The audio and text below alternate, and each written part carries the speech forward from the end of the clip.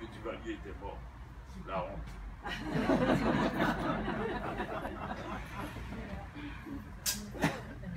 Le père. Oui, le père, le vrai. Parce que le fils, c'est pas mort encore. C'est l'aiglon. Il est mort. Merci. Même lui est mort. Ah oui. Mais d'autres personnes plus intéressantes sont mortes aussi. Ce n'est pas un châtiment. C'est quand même Julien Green qui a dit la chose la plus intéressante contre la peine de mort. Il a dit, selon la loi, de poids, de douleur par rapport à l'acte commis.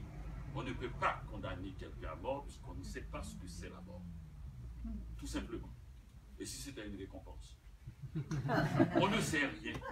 Alors, du point de vue légal, on n'a pas le droit de faire une peine qui est plus forte que... Donc il ne peut pas arriver, une condamnation à mort est irrecevable légalement, constitutionnellement. Puisqu'il y a un poids et personne ne peut savoir quel est le poids de la mort. C'est tout simple.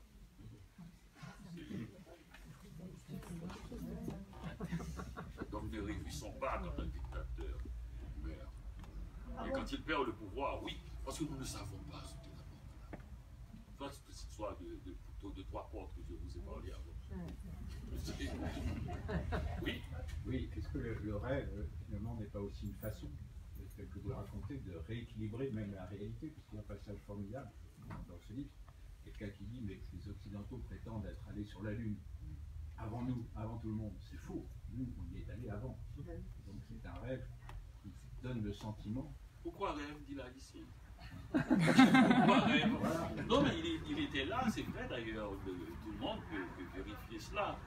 Et quand Armstrong a fait ce petit pas et qu'il a dit la phrase qu'on lui a dictée, qu'un poète sûrement lui a dicté, peut-être Robert Frost, un petit pas pour l'homme, un grand, je ne pense pas qu'Armstrong pensait une chose pareille. Ça a été enregistré dans les trucs de la NASA, selon le pasteur Doll, le petit goave. On ne va pas dans cette histoire, on lui a dit, mais quand même, la preuve, c'est que les images étaient un peu floues, c'était neigeux. Et il dit, mais même moi, je peux faire des images neigeuses. C'est-à-dire que c'était pour faire vrai, et que ces gens-là sont capables de tout, même de faire de mauvaises images, pour faire vrai. Ce qui est vrai d'ailleurs, puisque les images de guerre, vous n'avez jamais vu une scène de guerre bien filmée, alors que de loin on peut le faire. Parce qu'on demande aux opérateurs, aux caméramans de secouer la caméra, parce que sinon personne ne va accepter cela. C'est un petit peu bien cadré et des gens qui meurent. Et on ne peut pas accepter une chose pareille, on ne peut pas accepter de bien voir et dans le calme des gens qui meurent, alors que le type est sur une colline avec un trépied, il fait un zoom très fort, il a des caméras, mais on lui dit, s'il vous plaît, secouez par décence. Parce que si vous ne le secouez pas, on va dire, retiez-vous pour que ce soit si net, pourquoi vous n'avez pas porté secours à ces choses-là. C'est pour ça que tout ce qui est dramatique doit être flou. Et c'est une sorte de courtoisie qui permet de faire une distance, qui permet que l'on accepte, qu'il soit recevable. Donc tout est faux. Quand Armstrong vraiment est arrivé, il a entendu derrière lui un type qui lui a dit « L'ami, t'as pas une cigarette ?» Ça c'est vrai. Ça c'est vrai parce que nous n'avons pas filmé nous. Comme disait le révolutionnaire américain, la révolution ne sera pas télévisée. Donc ça c'était la révolution. Tout ce qui est télévisé n'est pas révolutionnaire. La vraie révolution, elle n'est pas télévisée. Et le type s'est retourné, Armstrong a un peu étonné quand même. Et quand Kennedy a appris ça, on l'a appelé tout de suite à la Maison Blanche pour lui dire que, bon, enfin, on est sur la Lune. Ah, magnifique. Les premiers, les Russes sont battus. Oui, mais les Haïtiens étaient là avant. Comment savez-vous que c'est un être humain? Il dit, il a demandé une cigarette. Donc, c'est un fumeur. Donc, ça veut dire ça. Ça, je crois que c'est vrai. Alors, quand j'ai demandé, parce que je me suis mis dans la position dont je parlais tout à l'heure, avec une distance, je ne crois pas, parce que si je crois, je perds tous les lecteurs français. Et j'ai demandé comment ça se trouve, pourquoi on a fait quand même des progrès très forts.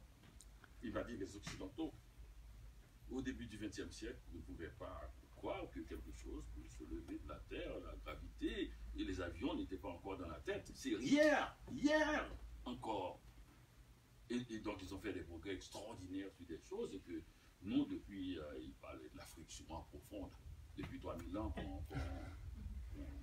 qu'on joue avec d'autres instruments, d'autres formes. Et on a fait quelques progrès aussi. Comme par exemple, passer 8 jours sous l'eau, ou bien aller sur la Lune, comme bon nous semble. Et je pense que ce serait presque, puisque vous n'avez pas vu, vous n'avez pas été sur la Lune, c'est presque discontoire de ne pas croire l'autre. Il dit, ben, vous appelez, les Occidentaux appellent ça la science diurne, et puis pour nous, ils appellent ça la science nocturne ou la superstition. Mais simplement vous dire que nous avons fait quelques petits progrès aussi. Pour la réalité des choses, nous avons avancé très lentement. Après 3000 ans, passer seulement 15 jours sous l'eau pour aller sur la Lune, c'est une plaisanterie. On est en deçà de nos volontés. Mais c'est quand même pas rien. Il me semble que c'est comme ça que j'ai raconté l'affaire, parce que c'est comme ça que l'esprit occidental peut accepter. Avec une sorte d'autodérision, pas d'autodérision, plutôt de... Il faut jouer l'affaire très bas. Et on peut accepter n'importe quoi. Du moment qu'on dit c'est pas rien, c'est rien. C'est rien, je suis allé sur la Lune. Vous savez, je m'en excuse même, j'aurais pu faire mieux pour le temps que j'ai eu pour travailler la chose, la question. Donc ça prend, c'est là combien de petites passerelles comme ça que j'ai mis pour que le lecteur se sente en confiance, connaissant sa culture depuis que je suis là, et qui fait que le livre devient un livre intéressant, parce qu'il n'est plus assis sur la culture originale. Il y a une transposition, et dès qu'on sort de soi, dès qu'on tente de transposer, de faire passer, on est dans l'artifice, le grand artifice. Pour moi, c'est ça là. C'est parce que les gens croient que c'est pas le naturel qui est là. C'est l'artifice qui finit par rendre naturel.